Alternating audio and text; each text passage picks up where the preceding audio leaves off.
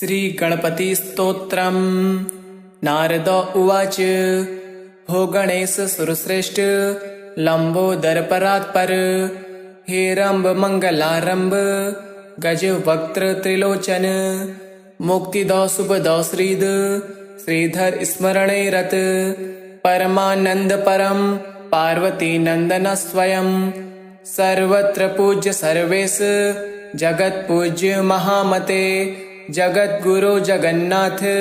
जगदीश नमोस्तुते। यत्पूजा सर्वपुरतो यः स्तुतः सर्वयोगिभिः, यः पूजितः सुरेन्द्रस्य मुनीन्द्रस्तं नमाम्यहम्। परमाराधनेनैव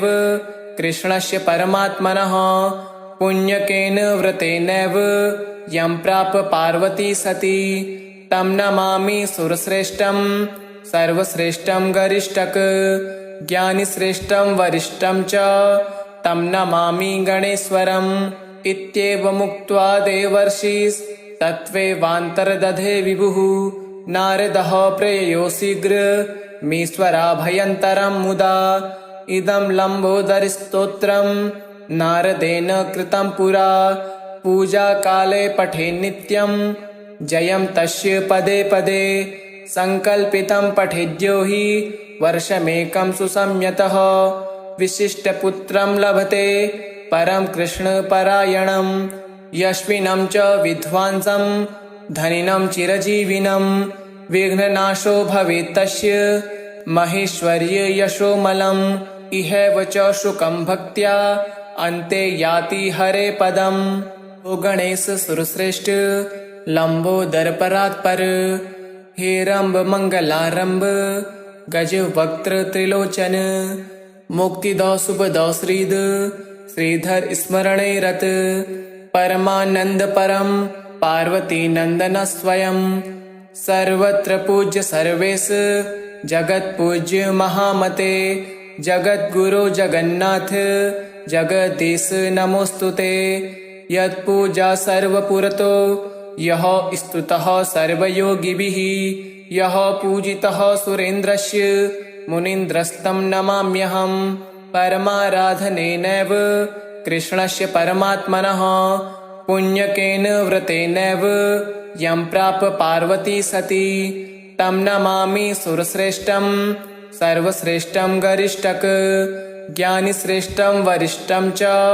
तं नमामि गणेश्वरम्। इत्येवमुक्त्वा देवर्षिस्तत्त्वैवान्तर्दधे विभुः, नारदः प्रययो शीघ्रमीश्वराभयन्तरं मुदा। इदं लम्बोदरस्तोत्रं नारदेन कृतं पुरा, पूजाकाले पठे नित्यं जयं तस्य पदे पदे, संकल्पितं पठेद्यो हि वर्षमेकं सुसंयतः, विशिष्टपुत्रं लभते परं कृष्णपरायणं, यस्मिनं च विद्वांसं धनिनं चिरजीविनं, विघ्ननाशो भवेत् तस्य महेश्वर्य यशोमलम्। इहैव च शुकं भक्त्या अन्ते याति हरे पदम्। ओ गणेश सुरश्रेष्ठ लंबोदरपरात्पर, हेरंब मंगलारंभ गजवक्त्र त्रिलोचन, मुक्तिदौ शुभदौ श्रीद श्रीधर स्मरणे रत, परमानंद परम पार्वती नंदन स्वयं, सर्वत्र पूज्य सर्वेश जगत पूज्य महामते, जगद्गुरु जगन्नाथ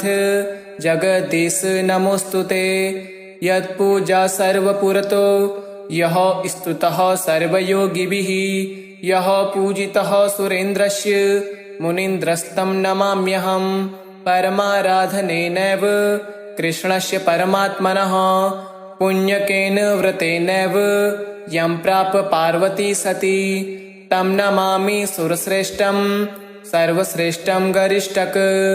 ज्ञानिश्रेष्ठं वरिष्ठं च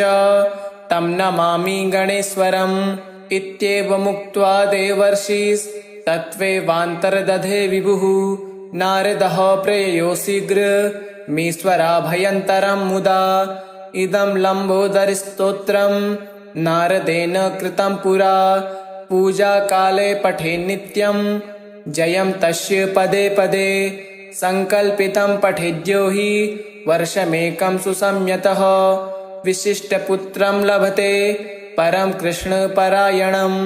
यस्मिनं च विद्वांसं धनिनं चिरजीविनं विघ्ननाशो भवेत् तस्य महेश्वर्य यशोमलम् इहैव च शुकं भक्त्या अन्ते याति हरे पदम्। ओ गणेश सुरश्रेष्ठ लंबोदर परात्पर हेरंब मंगलारंभ गज वक्त्र त्रिलोचन मुक्तिदौ शुभदौ श्रीद श्रीधर स्मरणे रत परमानंद परम पार्वती नंदन स्वयं सर्वत्र पूज्य सर्वेश जगत पूज्य महामते जगद्गुरो जगन्नाथ जगदीश नमोस्तुते यत्पूजा सर्वपुरतो यः स्तुतः सर्वयोगिभिः यः पूजितः सुरेन्द्रस्य मुनीन्द्रस्तं नमाम्यहं परमाराधनेनैव कृष्णस्य परमात्मनः पुण्यकेन व्रतेनैव यं प्राप पार्वती सती तं नमामि सुरश्रेष्ठं सर्वश्रेष्ठं गरिष्ठक ज्ञानिश्रेष्ठं वरिष्ठं च तं नमामि गणेश्वरम् इत्येवमुक्त्वा देवर्षिस्तत्त्वेवान्तर्दधे विभुः नारदः प्रययो शीघ्रमीश्वराभयन्तरं मुदा इदं लम्बोदरस्तोत्रं नारदेन कृतं पुरा पूजाकाले पठे नित्यं जयं तस्य पदे पदे संकल्पितं पठेद्यो हि वर्षमेकं सुसंयतः विशिष्टपुत्रं लभते परं कृष्णपरायणं यस्मिनं च विद्वांसं धनिनं चिरजीविनं विघ्ननाशो भवेत् तस्य महेश्वर्य यशोमलम् इहैव च शुकं भक्त्या अन्ते याति हरे पदम्। ओ गणेश सुरश्रेष्ठ लंबोदर परात्पर हेरंब मंगलारंभ गज वक्त्र त्रिलोचन मुक्तिदौ शुभदौ श्रीद श्रीधर स्मरणे रत परमानंद परम पार्वती नंदन स्वयं सर्वत्र पूज्य सर्वेश जगत पूज्य महामते जगद्गुरो जगन्नाथ जगदीश नमोस्तुते यत्पूजा सर्वपुरतो यः स्तुतः सर्वयोगिभिः यः पूजितः सुरेन्द्रस्य मुनीन्द्रस्तं नमाम्यहं परमाराधनेनैव कृष्णस्य परमात्मनः पुण्यकेन व्रतेनैव यं प्राप पार्वती सती तं नमामि सुरश्रेष्ठं सर्वश्रेष्ठं गरिष्ठक ज्ञानिश्रेष्ठं वरिष्ठं च तं नमामि गणेश्वरम् इत्येवमुक्त्वा देवर्षिस्तत्त्वेवान्तर्दधे विभुः नारदः प्रययो शीघ्रमीश्वराभयन्तरं मुदा इदं लम्बोदरस्तोत्रं नारदेन कृतं पुरा पूजाकाले पठे नित्यं जयं तस्य पदे पदे संकल्पितं पठेद्यो हि वर्षमेकं सुसंयतः विशिष्टपुत्रं लभते परं कृष्णपरायणं यस्मिनं च विद्वांसं धनिनं चिरजीविनं विघ्ननाशो भवेत् तस्य महेश्वर्य यशोमलम् इहैव च शुकं भक्त्या अन्ते याति हरे पदम्। ओ गणेश सुरश्रेष्ठ लंबोदर परात्पर हेरंब मंगलारंभ गज वक्त्र त्रिलोचन मुक्तिदौ शुभदौ श्रीद श्रीधर स्मरणे रत परमानंद परम पार्वती नंदन स्वयं सर्वत्र पूज्य सर्वेश जगत पूज्य महामते जगद्गुरो जगन्नाथ जगदीश नमोस्तुते यत्पूजा सर्वपुरतो यः स्तुतः सर्वयोगिभिः यः पूजितः सुरेन्द्रस्य मुनीन्द्रस्तं नमाम्यहं परमाराधनेनैव कृष्णस्य परमात्मनः पुण्यकेन व्रतेनैव यं प्राप पार्वती सती तं नमामि सुरश्रेष्ठं सर्वश्रेष्ठं गरिष्ठक ज्ञानिश्रेष्ठं वरिष्ठं च तं नमामि गणेश्वरम् इत्येवमुक्त्वा देवर्षिस्तत्त्वेवान्तर्दधे विभुः नारदः प्रययो शीघ्रमीश्वराभयन्तरं मुदा इदं लम्बोदरस्तोत्रं नारदेन कृतं पुरा पूजाकाले पठे नित्यं जयं तस्य पदे पदे संकल्पितं पठेद्यो हि वर्षमेकं सुसंयतः विशिष्टपुत्रं लभते परं कृष्णपरायणं यस्मिनं च विद्वांसं धनिनं चिरजीविनं विघ्ननाशो भवेत् तस्य महेश्वर्य यशोमलम् इहैव च शुकं भक्त्या अन्ते याति हरे पदम्। ओ गणेश सुरश्रेष्ठ लंबोदरपरात्पर हेरंब मंगलारंब गज वक्त्र त्रिलोचन मुक्तिदौ शुभदौ श्रीद श्रीधर स्मरणे रत परमानंद परम पार्वती नंदन स्वयं सर्वत्र पूज्य सर्वेश जगत पूज्य महामते जगद्गुरो जगन्नाथ जगदीश नमोस्तुते यत्पूजा सर्वपुरतो यः स्तुतः सर्वयोगिभिः यः पूजितः सुरेन्द्रस्य मुनीन्द्रस्तं नमाम्यहं परमाराधनेनैव कृष्णस्य परमात्मनः पुण्यकेन व्रतेनैव यं प्राप पार्वती सती तं नमामि सुरश्रेष्ठं सर्वश्रेष्ठं गरिष्ठक ज्ञानिश्रेष्ठं वरिष्ठं च तं नमामि गणेश्वरम् इत्येवमुक्त्वा देवर्षिस्तत्त्वेवान्तर्दधे विभुः नारदः प्रययो शीघ्रमीश्वराभयन्तरं मुदा इदं लम्बोदरस्तोत्रं नारदेन कृतं पुरा पूजाकाले पठे नित्यं जयं तस्य पदे पदे संकल्पितं पठेद्यो हि वर्षमेकं सुसंयतः विशिष्टपुत्रं लभते परं कृष्णपरायणं यस्मिनं च विद्वांसं धनिनं चिरजीविनं विघ्ननाशो भवेत् तस्य महेश्वर्य यशोमलम् इहैव च शुकं भक्त्या अन्ते याति हरे पदम्। ओ गणेश सुरश्रेष्ठ लंबोदरपरात्पर हेरंब मंगलारंब गज वक्त्र त्रिलोचन मुक्तिदौ शुभदौ श्रीद श्रीधर स्मरणे रत परमानंद परम पार्वती नंदन स्वयं सर्वत्र पूज्य सर्वेश जगत पूज्य महामते जगद्गुरो जगन्नाथ जगदीश नमोस्तुते यत्पूजा सर्वपुरतो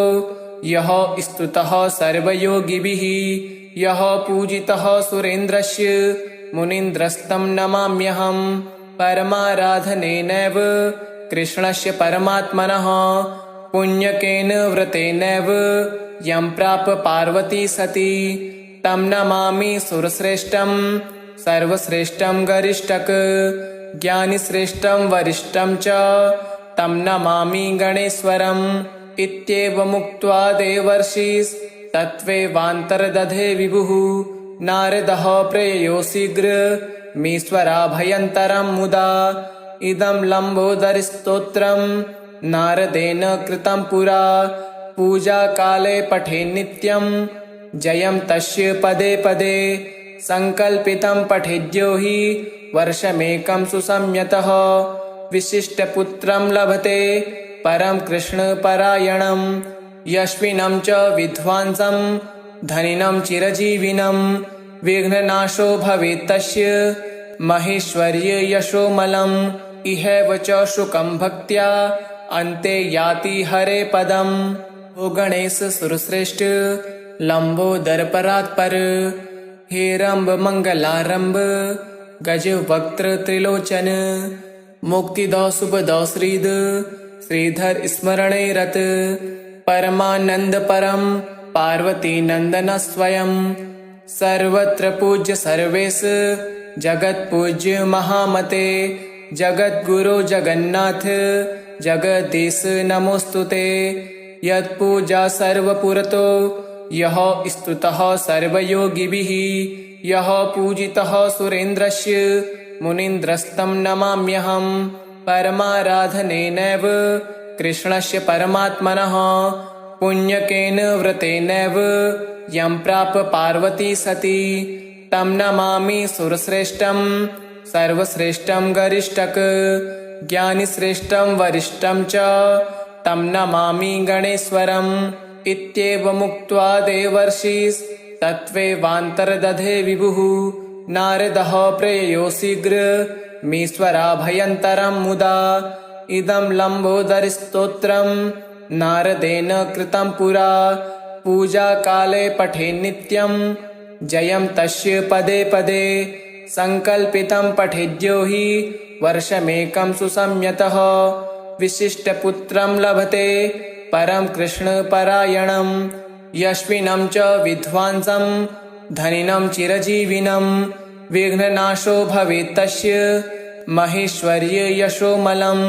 इहैव च शुकं भक्त्या अन्ते याति हरे पदम्। ओ गणेश सुरश्रेष्ठ लंबोदरपरात्पर हेरंब मंगलारंभ गजवक्त्र त्रिलोचन मुक्तिदो शुभदो श्रीद श्रीधर स्मरणे रत परमानंद परम पार्वती नंदन स्वयं सर्वत्र पूज्य सर्वेश जगत पूज्य महामते जगद्गुरो जगन्नाथ जगदीश नमोस्तुते यत्पूजा सर्वपुरतो यः स्तुतः सर्वयोगिभिः यः पूजितः सुरेन्द्रस्य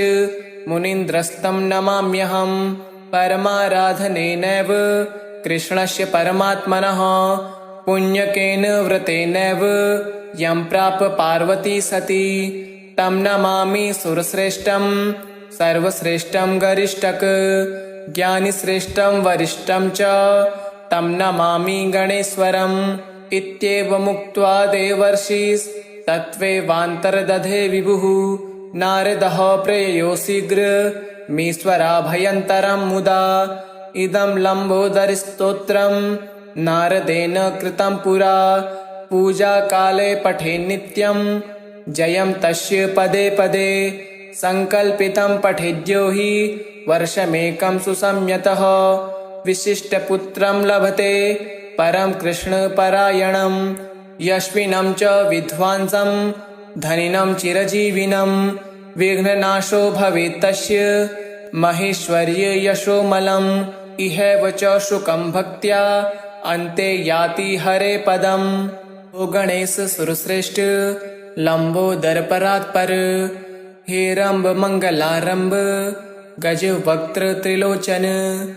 मुक्तिदो शुभदो श्रीद श्रीधर स्मरणे रत परमानंद परम पार्वती नंदन स्वयं सर्वत्र पूज्य सर्वेश